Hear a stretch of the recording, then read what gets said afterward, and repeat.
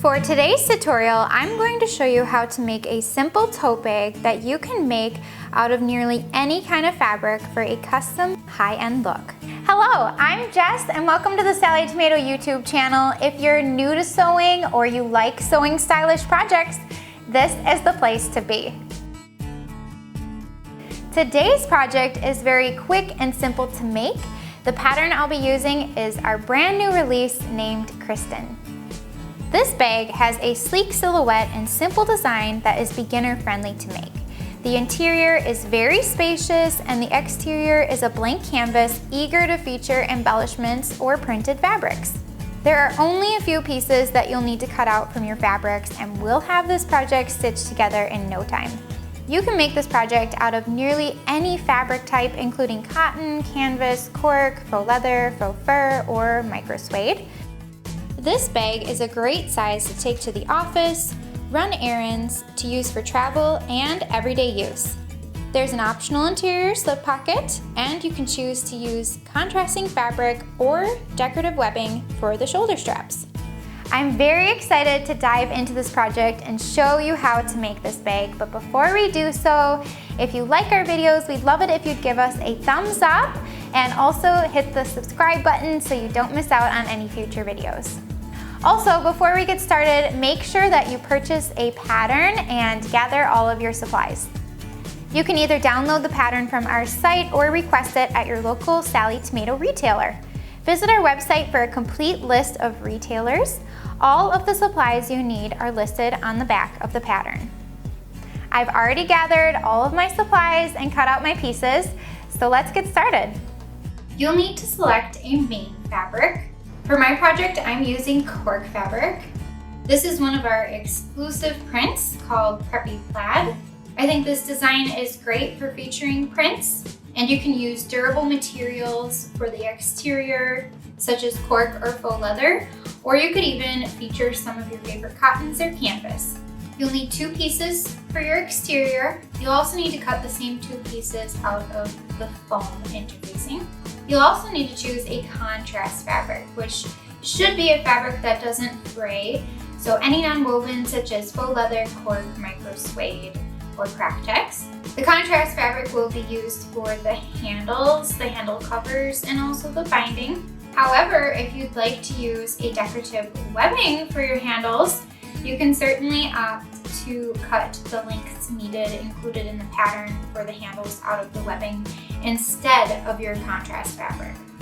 You'll also need a lining, which will be for your interior, and a slip pocket, and some interfacing.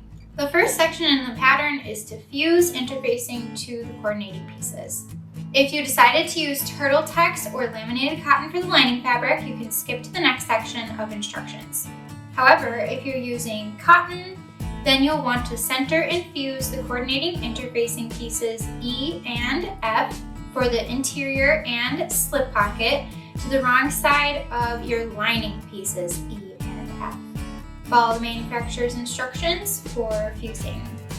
Next, we'll attach the foam to coordinating pieces. With right sides up, center one main fabric piece A for your exterior over each foam piece A exterior and align all edges. You can use basting spray or sewing clips to help hold the layers together. Then baste an 1/8 inch from the outer edges. So you'll want to increase your stitch length to about 5 or 6 millimeters long. Now is also the time to add any desired quilting, embroidery, or other embellishments to either of your exterior panels. Just keep in mind that the corners on the bottom will be boxed. So the bottom portion of the bag will end up getting turned towards the bottom and become the base. So just keep that in mind when you're adding any embroidery or quilting details. Then you'll repeat for the remaining main fabric piece A for the exterior and foam piece A.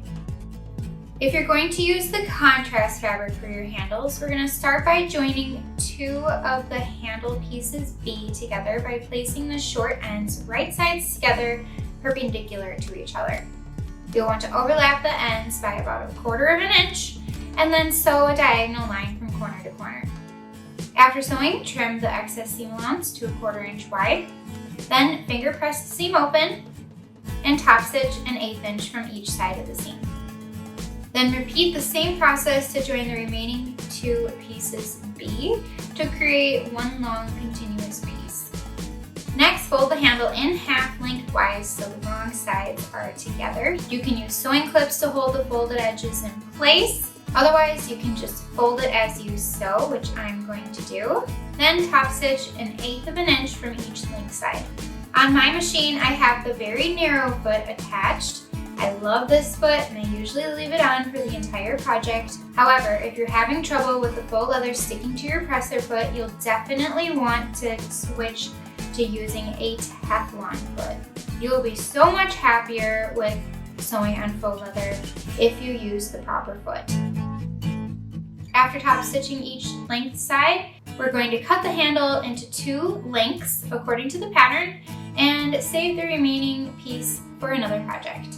Now we're ready to attach the handles and accents. I've already went ahead and marked the placement for each of my handles on the right side of main fabric pieces A for the exterior. If you're using webbing for your handles, you'll want to pay attention to the measurements in the pattern for the placement, depending on if you're using webbing or your contrast fabric for the handles. After marking, you'll position one handle on each exterior piece according to the pattern. You can apply a piece of basting tape to the center of the handle ends if needed to help hold the handles in place. Otherwise, I'm going to use some Sallie tomato washi tape. Then at each handle end, you'll baste it in place by stitching a box according to the pattern.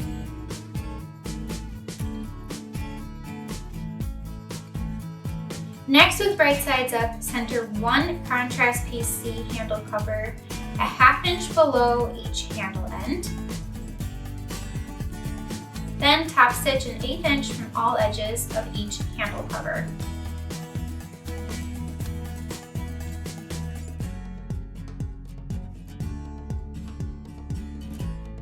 Next, we'll make and attach the slip pocket. With right sides together, align all edges of both lining pieces F for your slip pocket. Pin together, then sew each side with a 1/4 inch seam allowance, leaving a 3 inch opening along the bottom edge. At the opening, before I stop and start again, I like to back stitch. Then trim the corners to reduce bulk. Just be careful that you don't cut through your stitches. Turn the pocket right side out.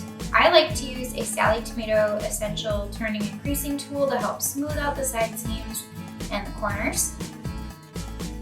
You'll want to turn the seam allowance at the opening to the wrong side, creating an even edge along the bottom. Then press the pocket and top stitch a 1/4 inch from the top edge. Next, with right sides up, center the top edge of the pocket down from the top edge of one lining piece E, your interior, according to the pattern, and pin in place. Then you'll top stitch 1/8 inch from the sides and bottom edge. Alright, so we are ready to assemble the bag. You'll want to cut a square out of each bottom corner of each main fabric and lining pieces A. Refer to the pattern for the size of the square. Then, with right sides together, align all edges of the exterior pieces. Use sewing clips to hold the layers together, then sew only the sides and bottom edge with a 1/4 inch seam allowance. Make sure to backstitch for reinforcement.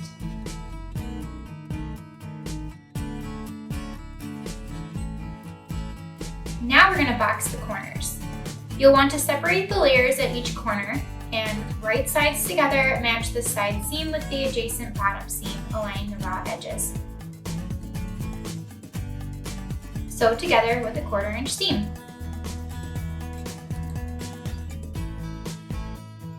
Then repeat the same steps to assemble the interior pieces with a 1/2 inch seam allowance this time. After sewing, trim the interior seam allowances to a 1/4 inch wide.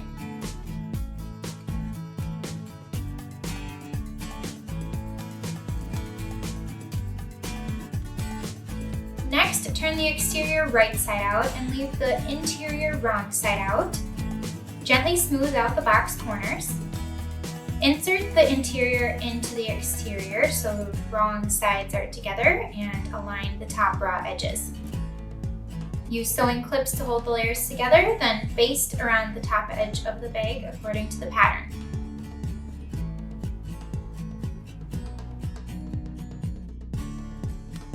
Next, take your contrast piece D binding pieces and mark a 1/2 inch in from one link side on the wrong side of each piece. Join both pieces to create a continuous circle by following the same steps as before when we prepared the contrast fabric handles.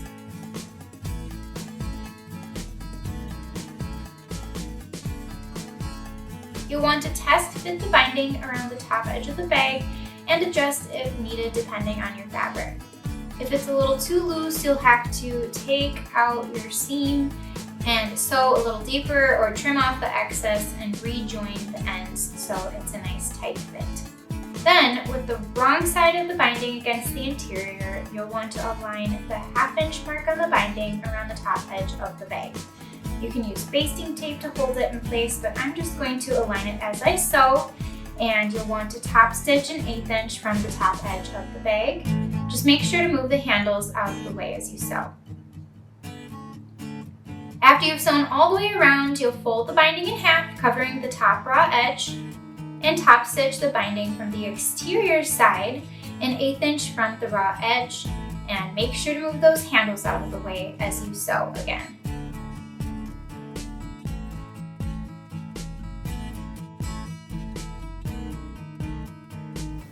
Congratulations! Your Kristin bag is done. I hope you're excited to use your brand new tote bag. You should be so proud.